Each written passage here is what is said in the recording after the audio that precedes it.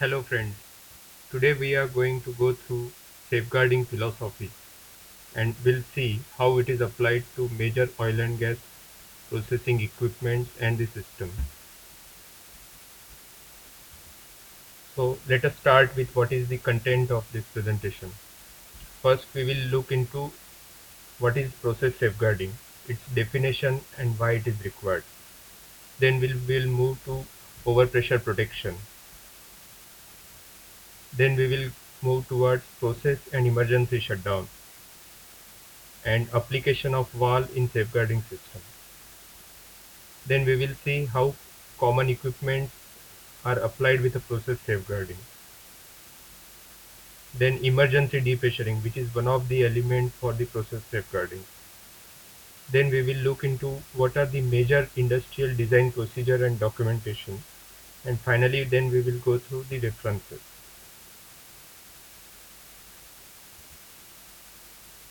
First, we will see what is the function of process safeguarding. So, a process safeguarding system is required to reduce the risk of malfunction of our equipment in terms of hazard to personal, environment, and economic loss to a level that is as low as reasonably practicable. Many people call this term as low as reasonably practicable as ALARP in a short term. So, what we are basically looking into is to reduce the risk to a minimum level so that process can still operate within a safe envelope.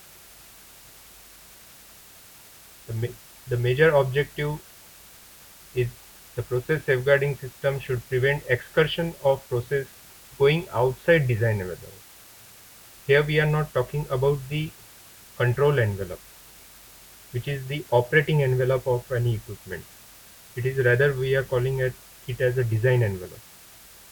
And we are trying to reduce the loss of containment, toxic release, fire and explosion escalation risk. The third objective is the process safeguarding system is usually completely independent from the process control system. So we don't want to call any control function as a process safeguarding. As long as possible, it has to be an independent system. So in general, the process safeguarding consists of two-tier system, and this is as per the principles of API RP14C and ISO 10418.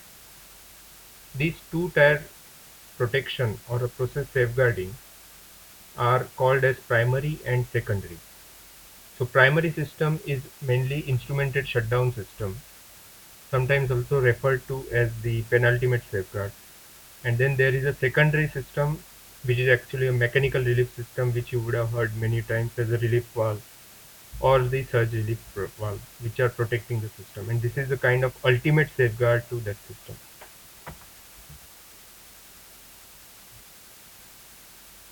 Now, what are the overpressure protection? There are essentially three ultimate safeguard options to protect against overpressure. First, a system can be fully pressure rated. So what is the meaning of fully pressure rated equipment? Fully pressure rated equipment is a equipment which can sustain whatever is the maximum possible pressure that equipment can be subjected to. So let's say an equipment is a downstream of a well which has a maximum pressure potential of 90 bar. So downstream equipment also, if it is designed for 90 bar, it means that equipment is fully rated for the upstream maximum possible pressure. So such equipment is called as fully pressure rated equipment. The second layer of protection, if in case the equipment is not fully rated, is the relief valve. And then there is a third layer of protection which is called as instrumented protective function, which will safeguard the equipment in case if it is going outside the design envelope. So the option of selection amongst these three depends on the full life cycle operating and maintenance cost, which is usually higher for the relief system and in particular an IPF system compared to fully rating.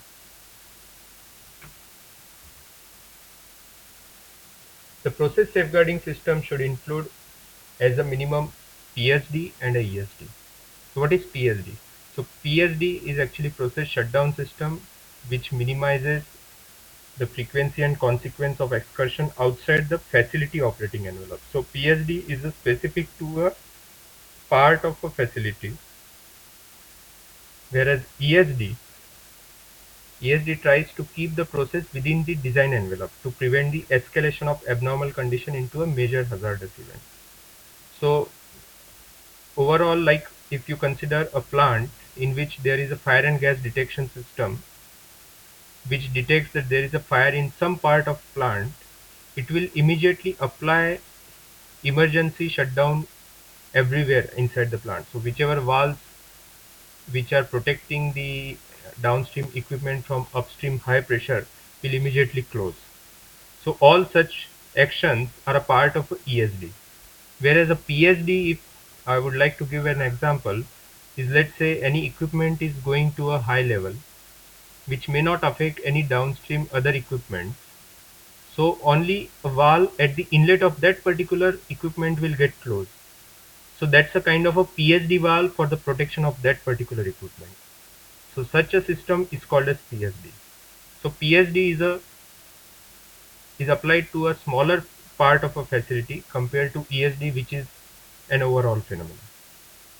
The PSD and ESD are levels of shutdown which discriminate between seriousness of causes leading to appropriate effects. So PSD tends to specific to a particular design. Now the ESD system should be initiated as a minimum by fire and gas detection, as I just explained.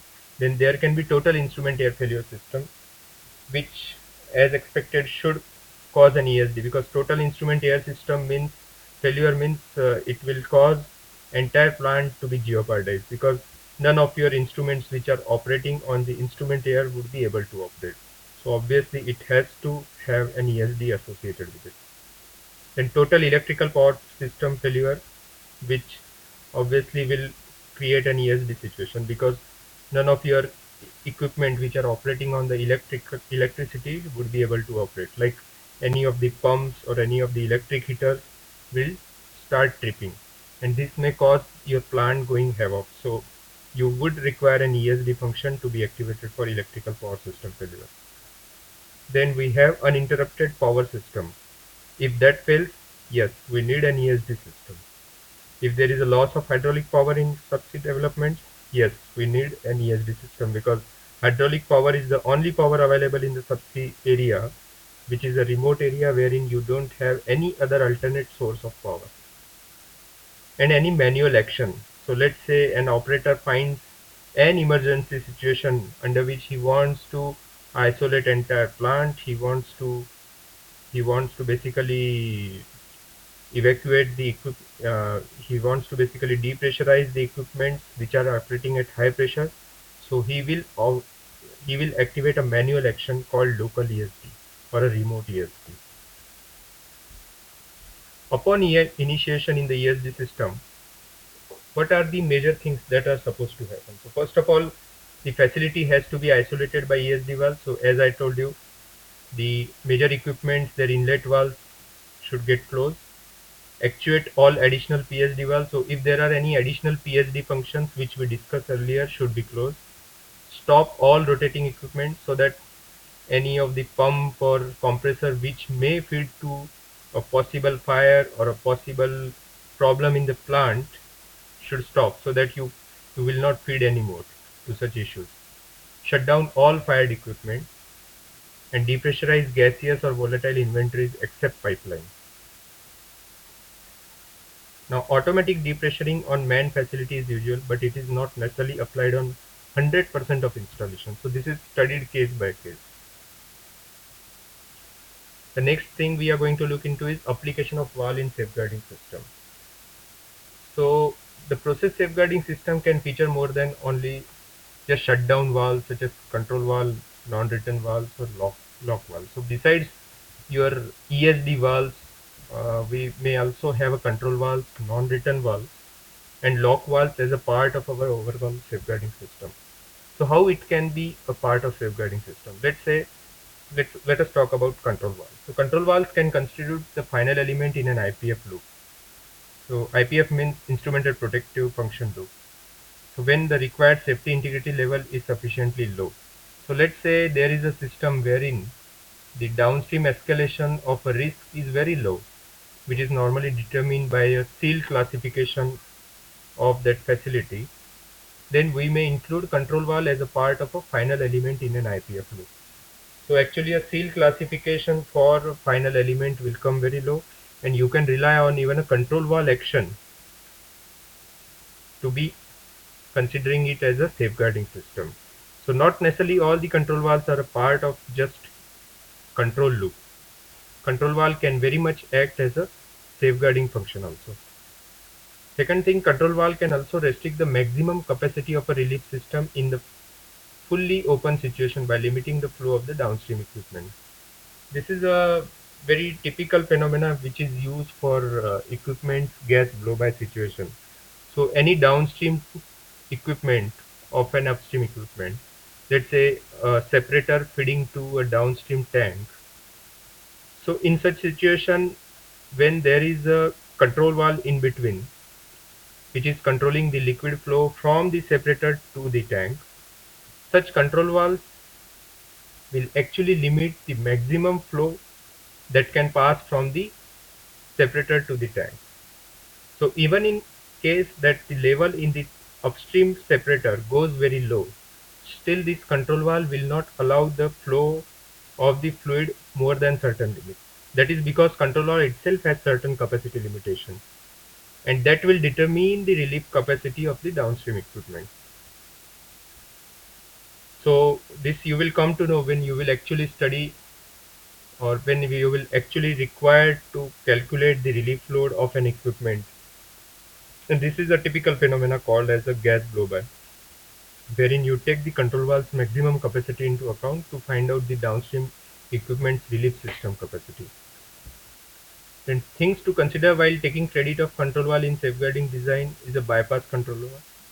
So like if there is a bypass of a control valve, that has to be taken into account, because sometimes bypass may be open inadvertently, and if there is a failure of a control system, this bypass of the control valve may also cause some flow, or it may be a major flow as well, depending upon the limitation of the capacity, and accordingly the downstream relief system has to be designed.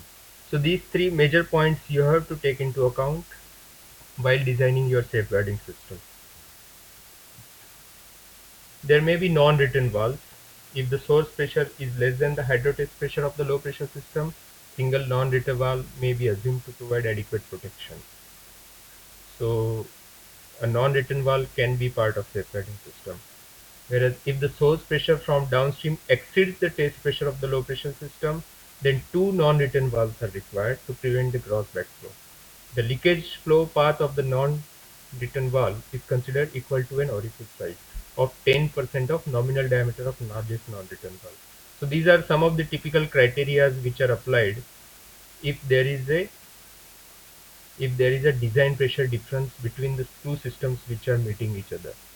Now this 10% of nominal diameter of largest non-written valve is one of the criteria which is coming from API guideline. There are some companies which are giving guideline of 10% of the area equivalent of the largest non-written valve.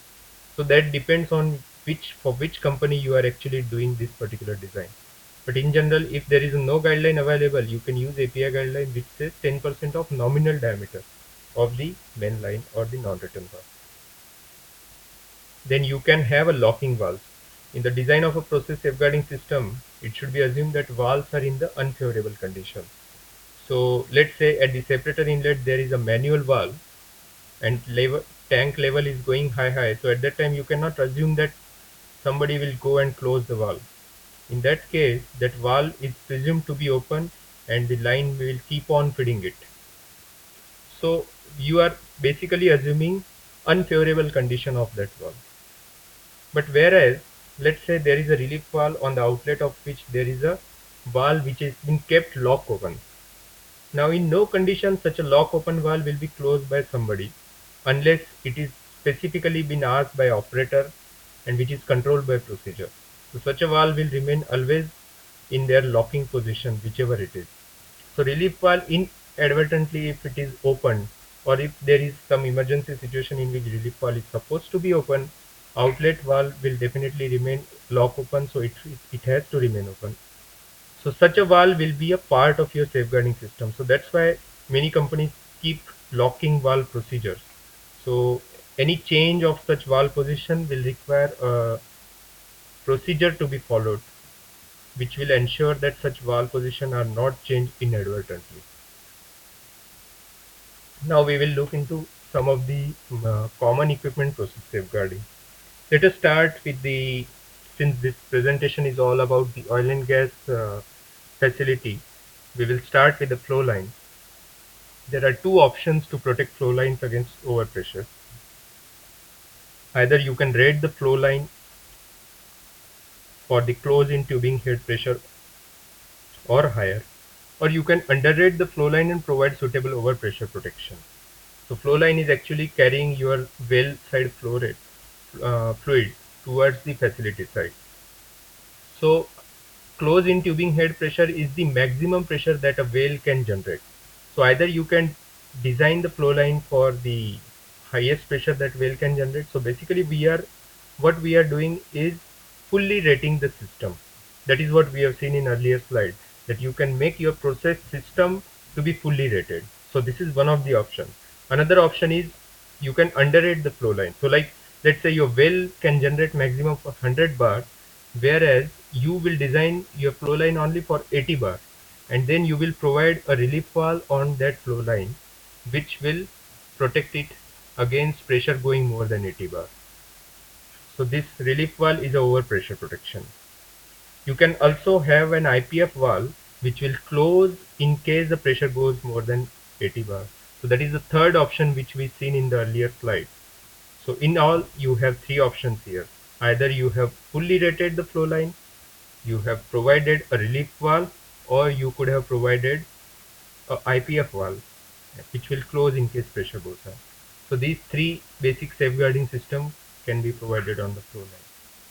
The solution with the alarm risk means as low as minimum possible risk we are going to achieve basically, and that is what we determine through IPF study. There are several studies, hazard identification studies. All these studies will basically help you to find out what minimum level of hazards we can achieve without compromising much on the economy. Let us see the another system, multi-well gathering system. This is a kind of a manifold or a multi-port selector valve wherein multiple wells are coming. So the underrated multi-well gathering system without application of relief valve can be achieved by two options. So herein we have already assumed that this multi-well gathering system is not designed for or not fully rated for the highest possible pressure. It can be done in that way also, but let us start with this option that there is no fully rated system. So what are the options to safeguard? So either you can have the seal of the instrument protection of the individual well feeding into an underrated flow line. Gathering system needs to be increased by at least one. So you will do a seal rating of the entire system. So whatever number of wells are coming and meeting into one well gathering system, you will do a seal classification for entire system, considering it as a one system, and then for each well flow line system, whatever seal rating you have found, you will increase the seal rating of the entire system by one, and that's how you will try to find out the overall instrumented protective system seal rating requirement. There can be an installation of partial relief valve that can cater for the situation that 1 out of 10 wells with biggest capacity fails to close. So this is a kind of system wherein you are actually not relying fully on the IPF valve. So you have a partial relief valve which will protect you for 1 out of 10 wells IPF function failure. So let's say there are 10 wells which are feeding to a manifold, and then there is a downstream valve closure somewhere downstream of manifold. There is a block outlet, and because of that now the entire system is going to high pressure. So what will happen is IPF will get activated for all the wells. Now that may happen, it may happen that 1 out of the 10 wells IPF function fails to operate in case the demand comes, and in such case you will still need one more relief valve basically in order to relieve whatever the additional pressure generated due to that failure of IPL. So this is a kind of additional protection you have provided besides IPF function. So you are not fully relying on the IPF function, rather you have provided somewhat additional safeguard as a partial relief valve, not a full relief valve. Now we will see into separators and vessels and columns. Separator vessels column safeguarding can be achieved by below options, like equipment can be fully rated as we have seen. So this might not need a relief valve.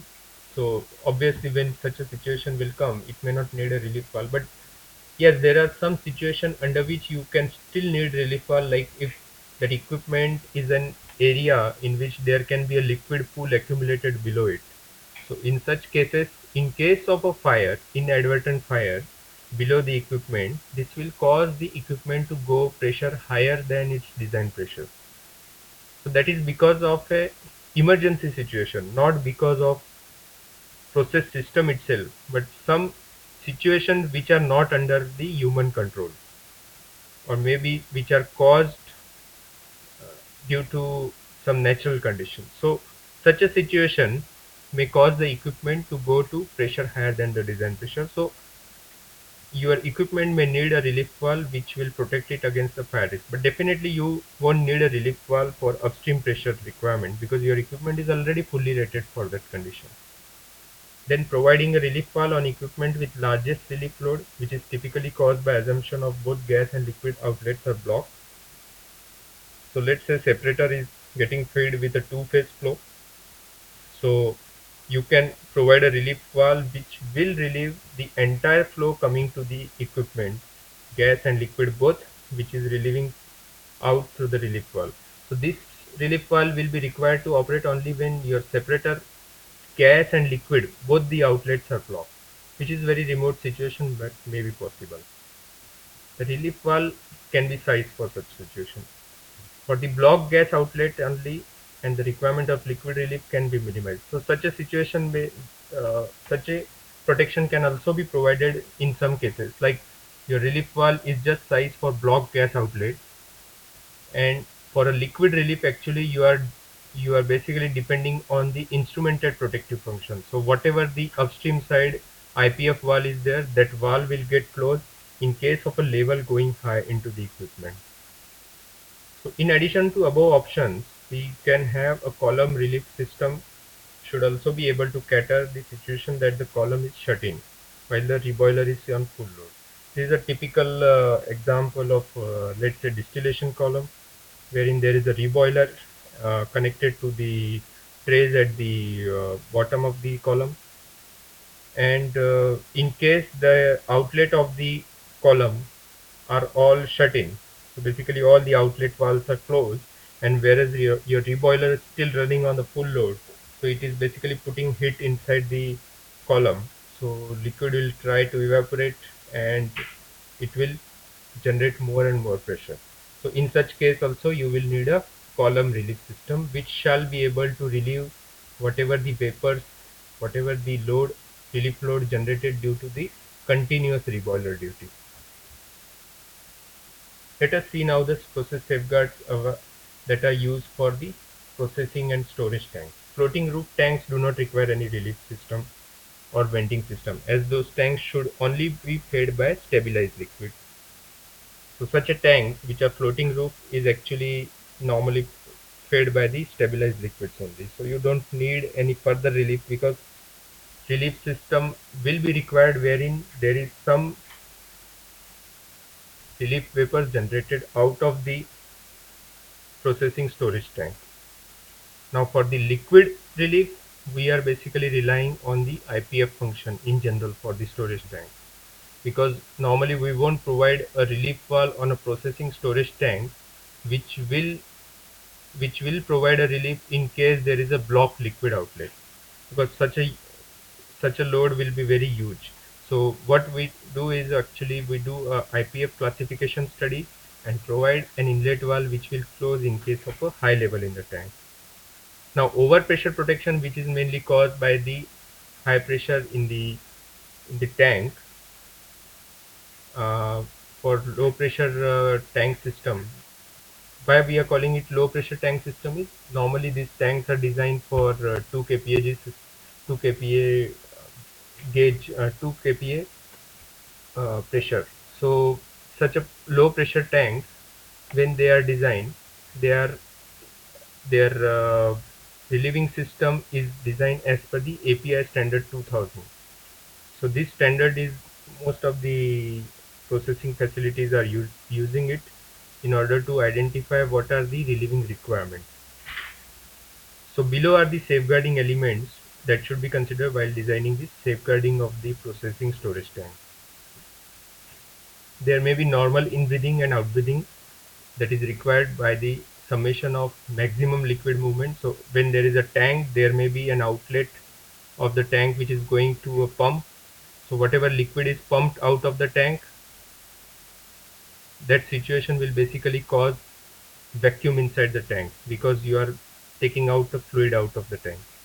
So whatever space is generated because of that, that space has to be filled in by the equivalent gas from the top of the tank by the fuel gas supply line, or maybe inert gas which is a nitrogen. So this is a maximum liquid movement out of the tank. There may be situation wherein you are feeding the tank and outlets are closed. So what will happen is level will rise. So whatever vapor space above the liquid level is there, that will try to compress, and then it will cause overpressure. So that has to be released. That pressure has to be released. So this is a in-breathing and out-breathing due to liquid movement. Then there can be thermal breathing, like if there is a sudden temperature fall due to rain or due to weather condition change, that may also cause a thermal in-breathing and out-breathing. And there may be a gas flashing. So let's say there is a oil which has a vapor pressure almost near to the 2 kPa 2 kPa operating pressure of the tank. So when such a low flashing liquid will fall into a tank, the gases out of the low volatile gases will immediately try to come out from the liquid. So that will cause a gas flashing inside the tank. So this gas flashing will basically cause the pressure to rise. So this is first reason for which you need to provide the safeguarding. Second thing is the emergency venting system relieved by PVV blow-off hatch should cater the following upset conditions. So there may be blocked outbreathing line, there may be blocked outlet, blocked inlet, failure of level control system, gas blowby. So whatever reasons we earlier seen, that in case there is a liquid level high, your gas outlet line from the tank which is going towards flare will try to release the pressure. But what happens if that outlet line gets blocked? So such situation is handled by the second point, and that's where your PVV and blow off hatch will come into picture. So your block outlet, block inlet. So actually we are going into more emergency situation now. Failure of level control system. So let's say liquid level going high, but it has been not detected, and that's why your inlet valves of the tank are not closed. Then gas blowback from the upstream equipment, like earlier what example I gave you, that there may be a separator and downstream of that there is a tank, so gas blowby is happening. So such a situation will cause the overpressure in the tank. Then failure of gas blanket system. So let's say there is a fuel gas or an inert gas supply line to the tank vapor space, and the inlet control valve of that supply system fails. So what will happen is continuous gas supply without any control, which will cause the overpressurization in the tank. And there may be a fire situation also near the tank. So these are the emergency situations under which your PVV and blow off hatch help out to safeguard the tank. Then high and low level protection should normally be achieved by instrumented protection. So that's what we were talking earlier, that normally the tank high level and low level protection, you won't rely on the relief valve.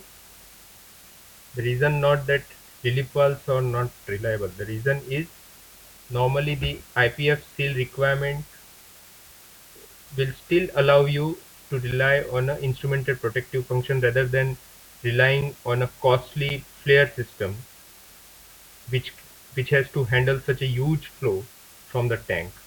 So what you will rely for a high level and low level protection is an instrumented function rather than a relief valve. So that depends on case to case basis. You cannot apply this to each system. As I said, we have to actually see the system. You have to apply all the necessary tools which are IPF classification and the system reliability. Everything has to take into account, and then you have to decide whether we have to rely on IPF function or not. Then there are pumps and compressors. Suction piping for pumps and centrifugal compressors should be rated for the full discharge pressure, back to including first block valve. And maximum discharge pressure for pumps and compressors should take into account maximum inlet pressure, which is higher than normal operating pressure. Some of the important points to be considered for safeguard design of the pumps and compressor are listed here. So multiple pumps that are installed in series, let's say there are pumps in series, each pump discharge fitted with a relief valve. The relief valve should discharge back to the suction vessel. So it should not just recycle back into the pump suction. Rather, it should go to the source, which is the upstream tank. Then positive displacement pump should be protected against the closed discharge. So positive displacement pump can generate very high pressure in case they are shut in, and that pressure can go higher than the downstream design pressure. So in general, all positive displacement pumps are provided with the relief valve on the discharge, which is set at the design pressure of the downstream system. Then there may be centrifugal pump, which should be rated to withstand the highest flows in discharge pressure plus 5% allowance for head and speed increases. So centrifugal pump should also be provided with a minimum flow protection system. So this is a spillback system also. In some of the facilities it is also referred to as a spillback system, which is actually set at certain minimum flow. So let's say your pump is designed for 100 meter cube per hour, but due to some blockage in the downstream system, it is only delivering 20 meter cube per hour. It has been asked to deliver 20 meter cube per hour. So what will happen is there is a recycle control valve on the pump discharge, which will open and allow at least another 10 meter cube per hour, so that in all your pump can push 30 meter cube per hour, which is the minimum flow that is normally allowed by the pump. That's a 30% of the max possible.